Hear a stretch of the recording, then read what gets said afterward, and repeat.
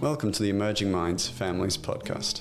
Hi, I'm Alicia Ranford, and you're listening to an Emerging Minds Families podcast. Before we get started, we'd like to pay respect to the traditional custodians of the land on which this podcast is recorded, the Kaurna people of the Adelaide Plains. We also pay respect to all Aboriginal and Torres Strait Islander peoples, their ancestors and elders past, present and emerging from the different First Nations across Australia.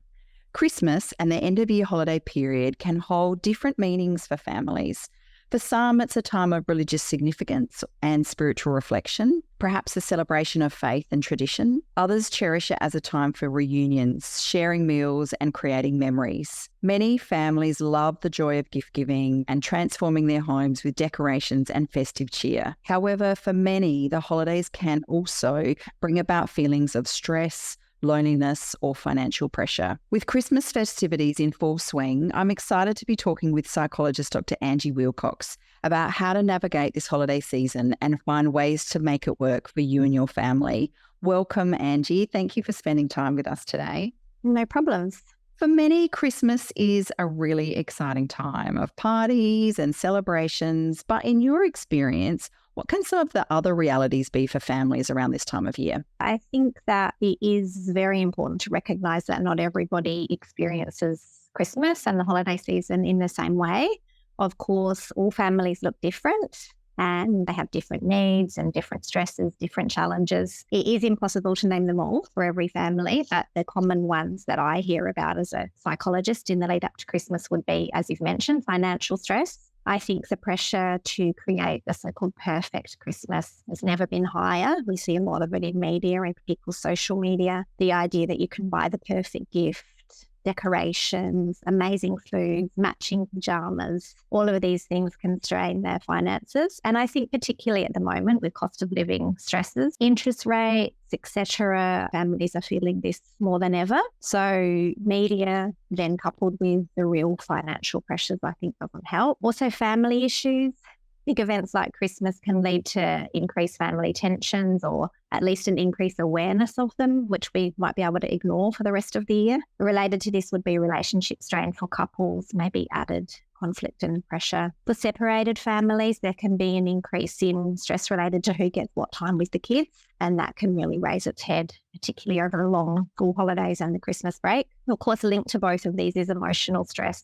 As you've mentioned, Christmas can trigger feelings of loneliness and grief, anxiety, especially for those who are struggling with loss or mental health concerns or general life overwhelm. Just a couple more, I think, work-life balance for some people at this time of year. We might see again in our social media a lot of people with time off, and if we're still working, that can feel quite stressful or isolating. And then I think cultural or religious differences, those from diverse cultural or religious backgrounds. The holiday season for really celebrating Christmas might not align with their own traditions, and this might lead to feelings of being different or perhaps isolated.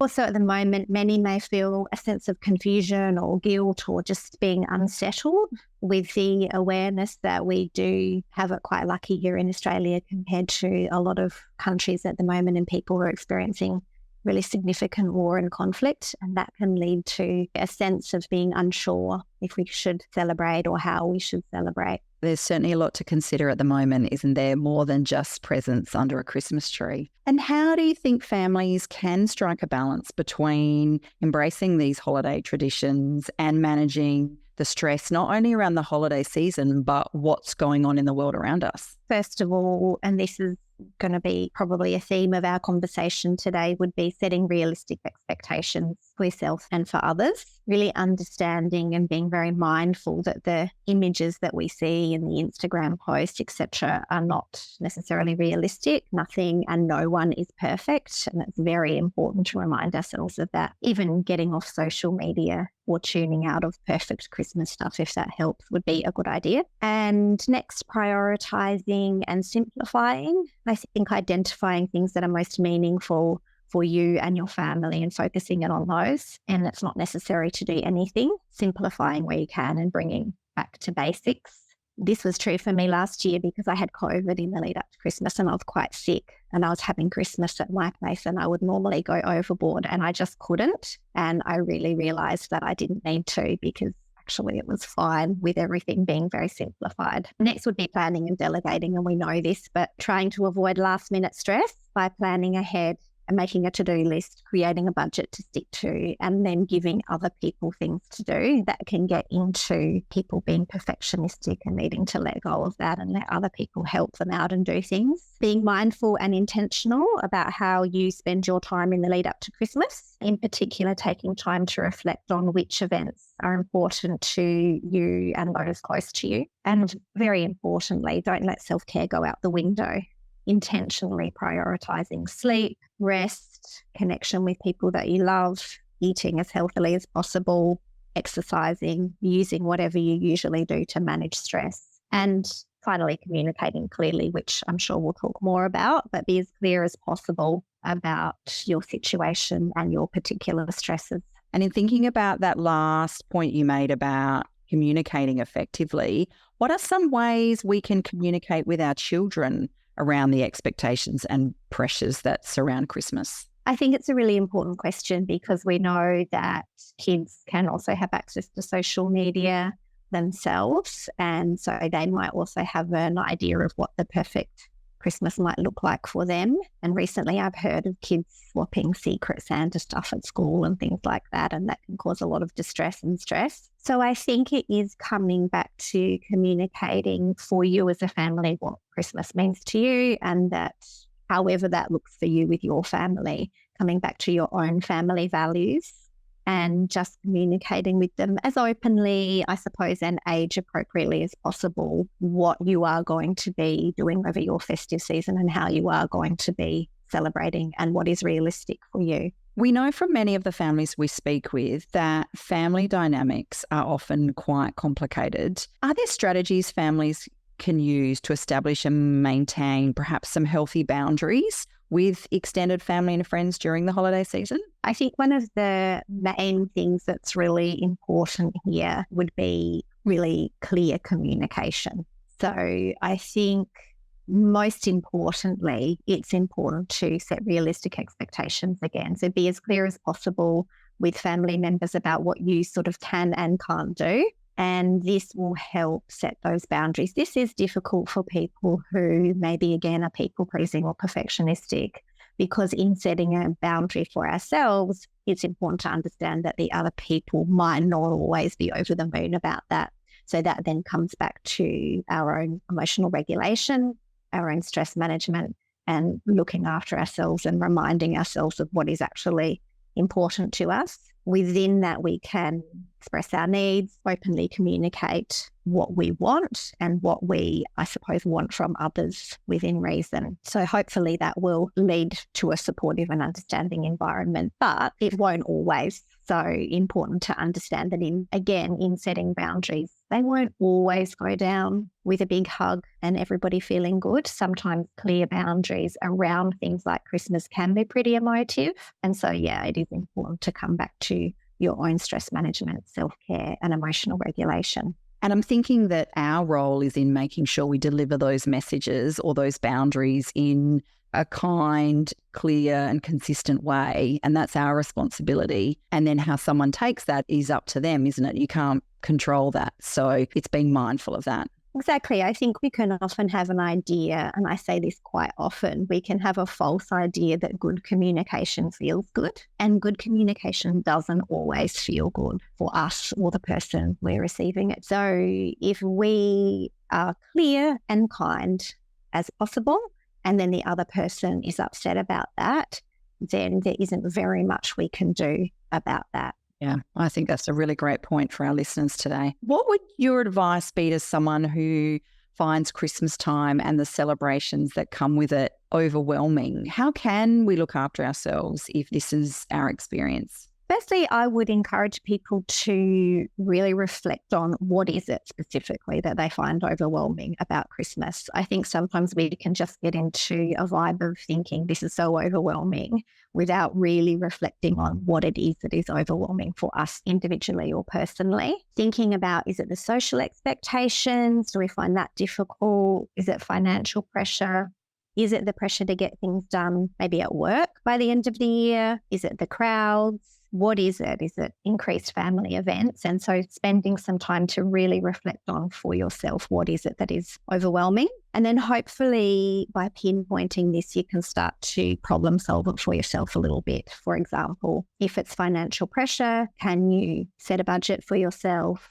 Speak with family members again around expectations, which we've already talked about. We can set boundaries and avoid overcommitting, so declining invitations or limiting your participation, for example, by attending something for a brief period of time, coming back to delegating and sharing responsibilities. Of course, also connecting with supportive people. So thinking through who is supportive and how can we connect with those people who maybe hopefully share our values and can help us feel a little relieved in all the overwhelm and stress. I think also acknowledging, I talk about this quite often, acknowledging that it is a time period of increased stress. So that just is the case. So we will feel increased stress and we'll feel that in our body and we might notice it in our thinking. And it's very important to either start or continue whatever we do for our own stress management strategies. So returning to those things or continuing those things that are very important. Often when we're busy, we can let go of things. I'm not going to go to that exercise class, or I'm not going to go for my walk, or I'm not going to do my breathing exercise because I'm too busy.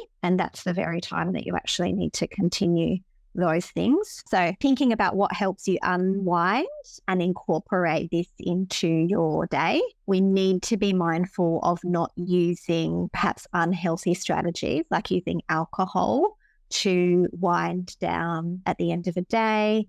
This time of year, people can tend to drink a little bit more, and it's just really important to understand that ultimately that will not help with stress management. So keep a bit of an eye on ourselves with that.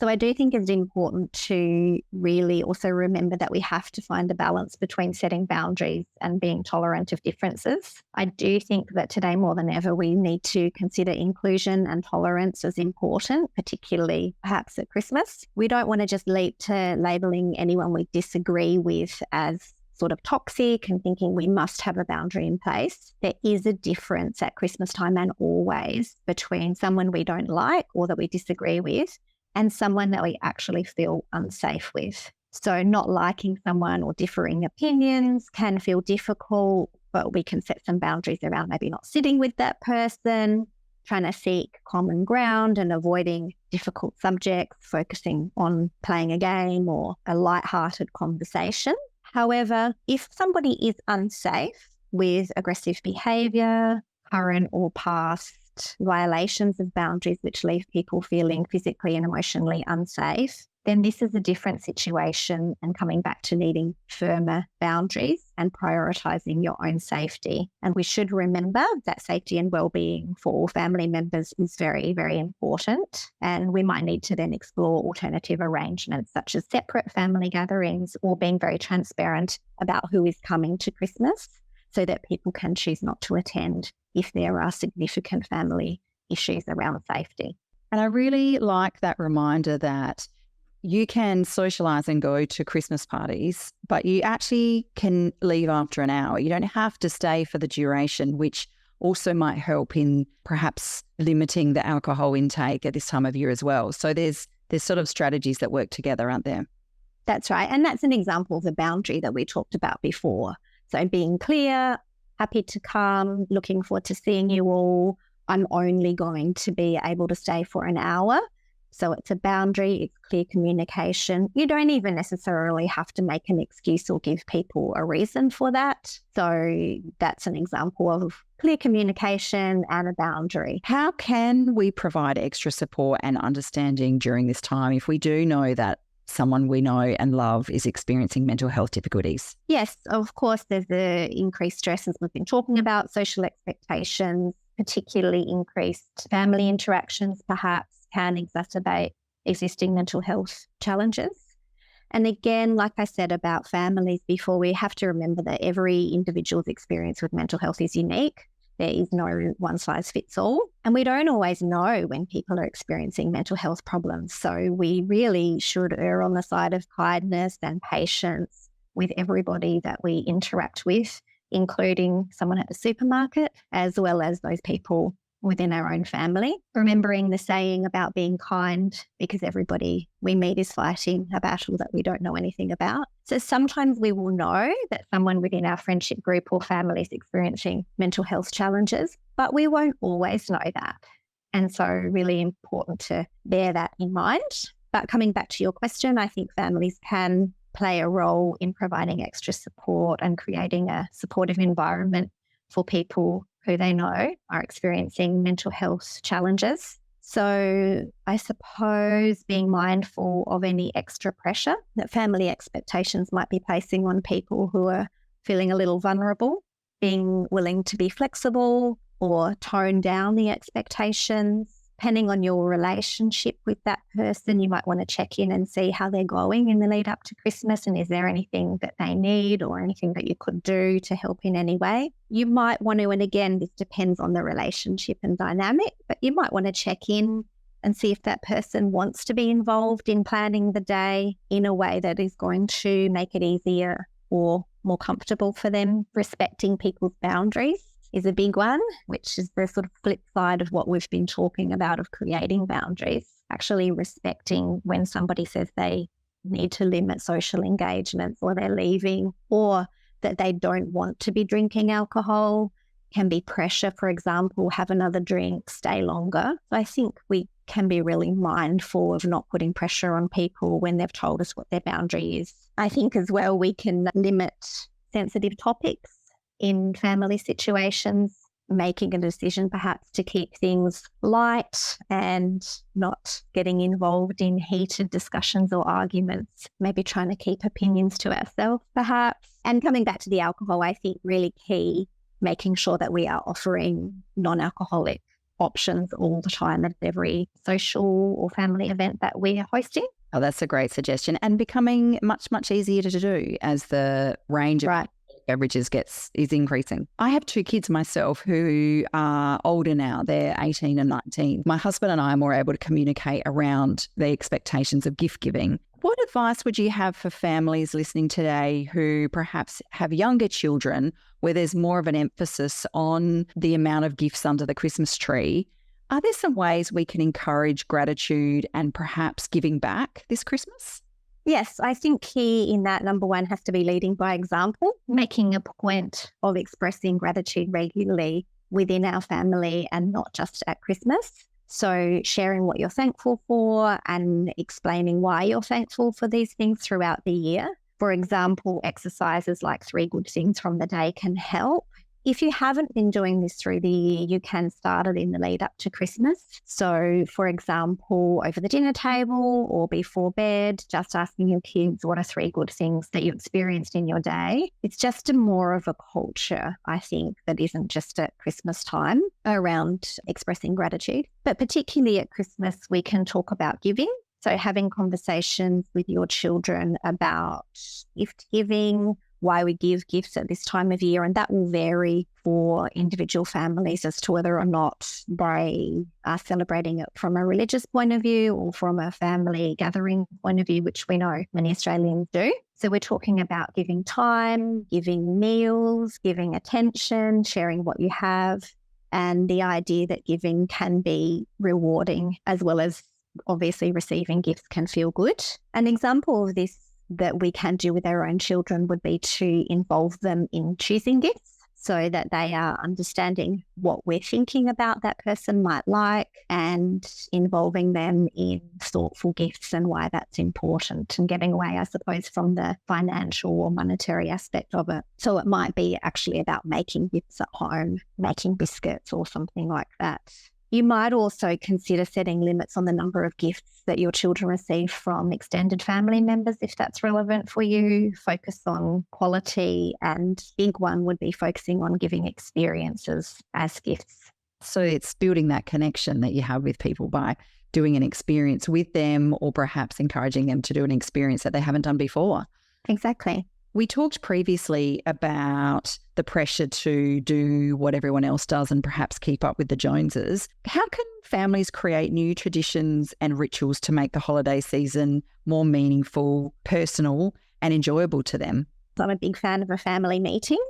You could, I think, gather your family together, either your smaller immediate family or a wider family, and talk about what particular traditions or activities are most important to you during the holiday season, making sure that everybody from young to old can share their ideas on what they most love about Christmas and what's most important to them. And that can be surprising, I think, for us sometimes as parents. It can be those little traditions or rituals that are very important to children. Alongside this would be incorporating, as I've said, those individual preferences for people within the family or the family group. For example, if you're a family that really enjoys playing games or watching movies, they're quite simple things that you can do and create an ongoing family tradition around that. You might establish, and this is maybe linked to your previous question, you might establish a tradition somehow giving back as a family. So maybe selecting a charity to support or putting bags together for homeless people or something, people experiencing homelessness or something like that, maybe volunteering together as a family. An example that I really like around family tradition that is fun would be creating a themed Christmas dress up or something like that, so that everybody is feeling connected in that way, but it's relatively simple, relatively cheap, but makes us feel connected as a family. I think that we need to remember that the most important aspect of creating new traditions is that they resonate with your family values and your family preferences, and it doesn't have to be what anybody else is doing. Being flexible and being open to trying different ideas until you find ones that feel the most meaningful and enjoyable for you and your family.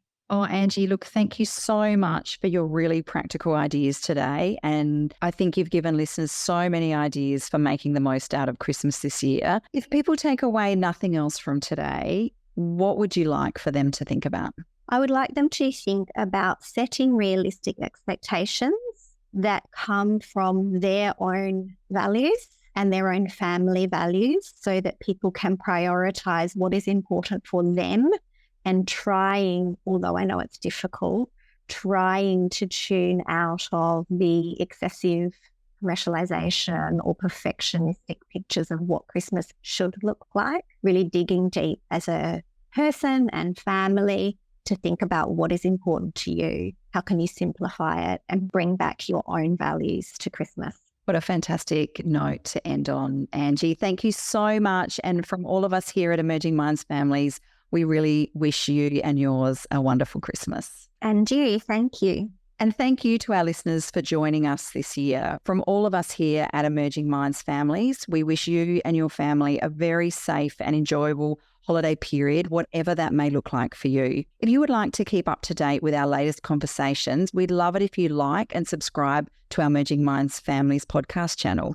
And you can also follow us on Instagram at Emerging Minds AU, or on Facebook at Emerging Minds Families. You have been listening to an Emerging Minds Families podcast. If anything spoken about in today's episode has been distressing for you, or you find yourself struggling, please reach out for help. You can call Lifeline on 131114, or more resources for support can be found in our show notes. Visit our website at www.emergingminds.com.au/families for a wide range of free information and resources to help support child and family mental health. Emerging Minds leads the National Workforce Centre for Child Mental Health. The centre is funded by the Australian Government Department of Health under the National Support for Child and Youth Mental Health program.